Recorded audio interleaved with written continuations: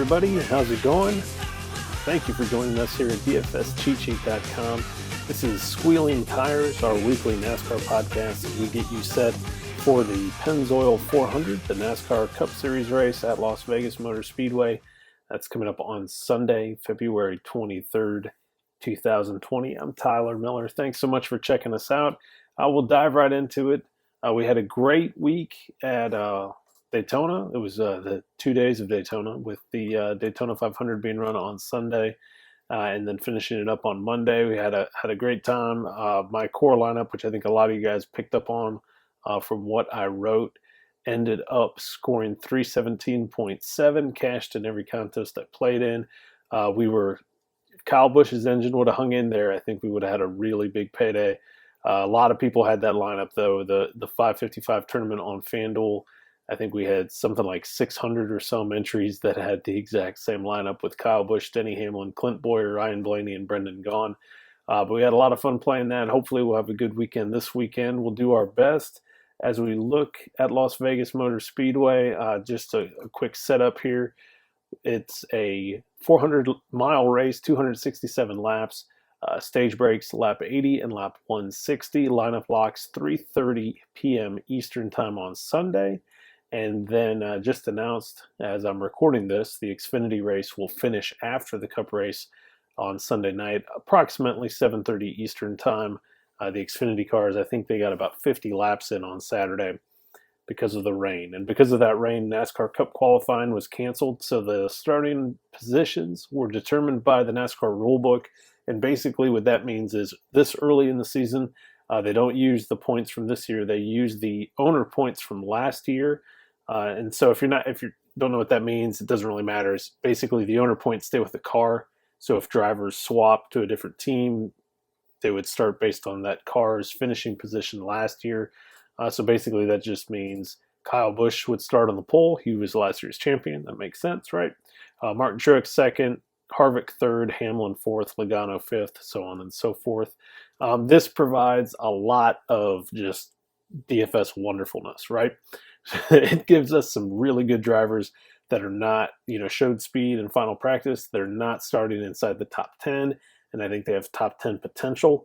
I wrote this up in Victory Lane at DFSCheatSheet.com. I think on FanDuel, particularly on FanDuel, we can play 5 drivers that are going to finish in the top 10. I know we can do it because the pricing is all out of whack. It's early in the season. Nobody's really sure who's good and who's not good. These prices get set Tuesday or Wednesday, and we have practice on Friday. We can see how these guys are doing at the racetrack, and I'm just really into this right now. I think we got some good stuff going for Vegas, so I don't want to jinx it, but let's roll with it. We'll kick things off at the top. There's only one top-tier driver, and this is how I think we get 5 guys in the top 10 on FanDuel on Sunday. Only one top-tier driver I like, and that is Kevin Harvick. Harvick has an outstanding track record at Las Vegas Motor Speedway. If you check out, driver ratings, wins, all those sorts of things, Kevin Harvick, number 1 driver rating, his average is 104.0. Average running position for Harvick is 10.72. That's third best. And he has led 544 laps, over 11% of his laps run at this track he has led. I really like Kevin Harvick. It doesn't hurt that Kyle Busch and Denny Hamlin are going to drop to the back. So Kevin Harvick will start on the front row with Martin Truex Jr. I think he leads early. I think this race overall is going to be pretty clean. And I might be wrong. We've seen tire wear be an issue with the trucks and even with the Xfinity cars on Saturday in the short amount of time they ran. And now the track's going to be completely clean. All this rain washed everything away. But you'll see a competition caution with the Cup cars, probably lap 20 or lap 30, somewhere in there, so that you'll have a caution early. Then you'll have a stage break. And I just said what that was, right? Stage breaks were lap 80, I think, 80 and 160. So I think this goes incident-free for a good part of the race. There's a couple interesting trends with Las Vegas Motor Speedway. A lot of times, recent history, stage 1 has gone caution-free, and the driver who wins stage 2 has won the race in every race at Las Vegas since they started doing the stages. So The other thing that I think you need to think about too is with Ryan Newman's accident on Monday night, I think you're just going to see a calm race. I think you're going to see cars long, stretched out. The leader is going to take off. Clean air is always, clean air is the dirty word, right? But I think you get Kevin Harvick out there. If he gets the lead from Truex on the drop of the green flag and he takes off, he could lead the first 20 or 30 laps. Well, then you come in for a pit stop. You go back out there, assuming he doesn't lose first or second position. You're starting to really rack up laps led. I like Kevin Harvick in this race. He has a solid history here. I think he's my favorite to win the race. But I think we can, if we go with Kevin Harvick at the top and then pick 4 mid-tier drivers to round out our FanDuel lineup, I think we can give ourselves opportunities to win with other guys, if there's a surprise winner. But I really think we can get 5 in the top 10. And so where I'm looking after Harvick, and I'll kind of go in order, in the order I wrote these up in Victory Lane, I really like Alex Bowman. Alex Bowman is going to start this race from the 12th position. If you remember last year on mile and a half, he had that stretch where he finished second 3 races in a row last year, right? It was Talladega, it was Dover, and then it was Kansas. And then starting with that Kansas race, the rest of the season at 1.5 mile tracks or 2 mile tracks, which we'll call them intermediate tracks, right? So similar to what Las Vegas is, and including the second Las Vegas race, right? Alex Bowman finished those races 7th, 10th, 1st, 17th at Kentucky, which is a bit of an outlier, 10th, 6th, 11th, 5th, and 9th. Those are a lot of top 10 finishes. I think Alex Bowman, he had a fast car in practice. He was very consistent. I gave some practice speeds. I hope I didn't get too far in the weeds in Victory Lane. But Bowman's 5-lap average, he ran a 30.37, and his 20-lap average ran a 30.56. Well, so what that means is he lost less than 0.2 of a second between his 5-lap average speed and his 20-lap average speed. That's really good. A lot of cars were losing 1/10 of a second per 5 laps run. So in that case, they would have lost maybe 4/10 between 5 and 20 laps, or something, or 3/10. He lost less than 2. Very consistent, very solid. I think he's in for a top 10 finish, and this is all contingent on, no pit road mistakes, no speeding on pit road, no crashing, no hitting the wall. This race, the Las Vegas race last fall, I was burned because I paid up for Kyle Busch and then he hit the wall like within the first 20 laps of the race, and fought back all day long and finished in the teens, I think, but it was too much. He couldn't overcome that the way that race went last year, especially I think Truex was high owned and he won the race from like a 20th starting position. So that race was doomed from the get-go. But I like Bowman in the mid-tier, and I like his teammate, Jimmy Johnson. I might be crazy. There's a good chance I might be crazy with this because Jimmy Johnson hasn't had a really good race at Las Vegas. I don't think he's won in over a decade. He was fast. He was fast on Friday. That car looked good. Jimmy was confident. Looked at his interview after practice. He had the fastest single lap speed. He was the fastest 5-lap average speed, and his 10-lap average speed was second only to Kevin Harvick. Johnson's starting 18th in this race. Remember, he missed the playoffs last year. So you're talking Jimmy Johnson scores a top 5 finish, 5th, 6th, 4th, somewhere in there. If he leads laps, I don't know if I'd go that far, but if he contends to win this race with a plus 12, a plus 13, 14 differential on Sunday at $8,400, I think you have to play. There's no, if Johnson has a bad day and something goes wrong and he finishes 15th, it's not going to kill you. You're still going to be in it, depending on what your other guys do. So I really like Jimmy Johnson in this race. I kind of like Eric Almirola. Eric Almirola and I have a very difficult relationship, right? I play him and he screws up, and then I don't play him because I'm mad at him, and then he does well. I think overall his track record here is okay. Recently he's done better. Some top 10 finishes. I think 3 of his last 4 Vegas finishes were in the top 10. He's starting 14th. His career numbers at Las Vegas are not good, but you got to remember with Eric Almirola, he was in pretty bad equipment at the beginning of his career. You're talking about the DEI slash Ginn days, right? And you're talking Richard Petty Motorsports when they were a Dodge team that didn't do very well. I don't know if he was in a Dodge back then, but that's neither here nor there.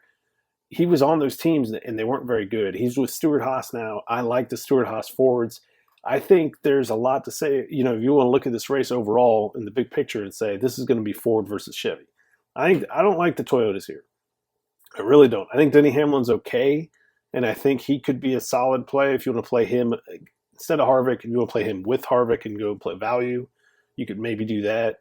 But I'm just not in it. I didn't see the speed out of the Toyotas in practice, which really bothers me because I think this is going to be long runs. You're not going to have a ton of chances to work on your car. So I think you look at Stewart-Haas Fords and Hendrick Chevys. And then I'm going to name a couple names here, the Ganassi cars too. I think the new Chevy body is going to be interesting. Nobody really knows. Is it going to be good? Is it going to be better than last year? It seems like it's better than last year. They have speed so far in practice. But and I just mentioned them, Kyle Larson and Kurt Busch. You look at both of those guys and you say, man, their practice speeds look good. Kyle Larson, similar to Bowman, very consistent in final practice. So I don't like Larson as much because his price is a little bit higher and he's starting sixth. So if you play Kyle Larson at 10K starting sixth or 9,800 on DraftKings, you need him to finish in the top 5, probably the top 3. And can he do that? Yeah, he can, but he can also finish 12th after running 5th all day because he'll hit the wall late and then slow down and something will happen. So I'm not so into Larson. I really like Kurt Busch starting 13th. He was 5th in this race a year ago, but otherwise his Vegas finishes have not been very good. This is a track, it's his home track. He cares a lot about it. In his long career, Kurt Busch has not won a race at this racetrack, and I know he wants to. I think he has a fast car. I don't know if he can win the race, but I think, starting 13th at $9,300 on FanDuel, I think you can look at 6th to 8th place finish. Get yourself +6 differential, top 10 finish. I think you're going to be on your way to cashing lineup 100%. You look at some of these guys. All right, so what else am I looking at? Where do we go for value, right? So we listed off these names: Harvick, Johnson, Almirola, Bowman. You look at Kurt Busch, Kyle Larson, Denny Hamlin. If you want to play Denny Hamlin, I didn't write him up. I just don't like the top end guys. Chase Elliott at 11K, I just didn't see the speed out of him. I'm not confident in that car for this weekend. And the thing is, there's usually a dominant driver and a dominant team at the start of the year. And Daytona doesn't really count, right? Because that's restrictor plate drafting, completely different. So we don't know who that dominant team is going to be. Is it going to be Stewart-Haas? Is Hendrick going to be dominant? I don't know. I think they're going to be improved. And I think because qualifying got rained out, you can play these Hendrick guys, score a lot of DFS points with minimal risk. I like that. If you're looking for value, I don't think you have to look any further than John Hunter Nemechek. I talked about Ross Chastain in the setup because at that point I didn't know who was going to replace Ryan Newman. Chastain's 6,500, starting 15th. He was pretty fast in practice. I don't like Ross Chastain. I don't like Ross Chastain's driving style. I think he's too aggressive. I think he's going to get himself into trouble in a 400-lap race on an abrasive surface with a new tire combination. Now, he's run it. He ran this tire Friday night in the truck race, a little bit on Saturday in the Xfinity race. He'll have to finish the Xfinity race after the Cup race, and he very well may win the Xfinity race because he has a really good car there. He has a good car in the Cup race, but this is the deep end, right? Ross Chastain's jumping in the deep end with a pretty good car. He ran fast in practice, but can he do it for 400 miles? In a one lineup situation, which is usually what I build, I'm not in on Chastain, but I am in on John Hunter Nemechek. And I think depending on how you play, and if you play on DraftKings, you definitely need value players because of the way their salaries are. But on FanDuel, I don't know if you need to go down this road. Nemechek starting 29th. He was 10th in 5-lap average. He was 11th in 10-lap average, 13th in 15-lap average, and then back to 10th and 20-lap average. Now, not every car ran 20 laps consecutively in final practice. Can John Hunter Nemechek finish in the top 10? Probably not. Can he finish 18th and give you plus 11 differential? Yeah, I think he can do that. Now, can he burn off a left rear tire and back it into the wall? I think he'll do that too. Remember, this is front row. This is David Reagan equipment from last year and Matt Tifft equipment from last year. Not the best stuff in the garage, right? So I'm a little bit worried. It's a risk I don't think you need to take on FanDuel. I don't think it's worth it. But you can play it. You can look at, plus double-digit differential on DraftKings for John Hunter Nemechek at 5,400, and I think you'd be good to go. And Daniel Suarez. You can look at Daniel Suarez this weekend. He missed the Daytona 500. This team is not very good. The cars are not very fast. I heard an interview with Suarez where he said they don't even have the telemetry data on their race cars because they're not that advanced yet. All the other cars have it, and when you have it, you can see, your throttle tracing and what all the other cars are doing. So I'm not super confident in Daniel Suarez, but look, he's a good driver. This is an Xfinity Series champion. Joe Gibbs Racing, Stewart Haas Racing the last few years. He's starting this race 35th. And if you're playing DraftKings where you get a full point per differential, Daniel Suarez could get a plus 15, finish 20th, and nobody would even know he was in the race. And that would be good. I think that's possible. I think a top 25 is reasonable to expect with Daniel Suarez if the equipment stays underneath him.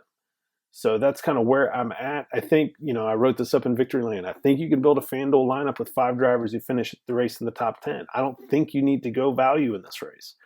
You can get some good differential points with Kurt Busch, with Alex Bowman, with Eric Almirola, with Jimmy Johnson. I think Kevin Harvick can lead laps and win the race. That's where I'm at. That's what I like to see. Victory Lane is posted for the Penzoil 400. This is Squealing Tires. I'm Tyler Miller. On Discord, you can reach out at Ricky, or Discord is TMiller128. On Twitter at RickyBobby_Jr. Good luck. Hopefully we have another good weekend. I don't know if it'll be as good as the Daytona 500.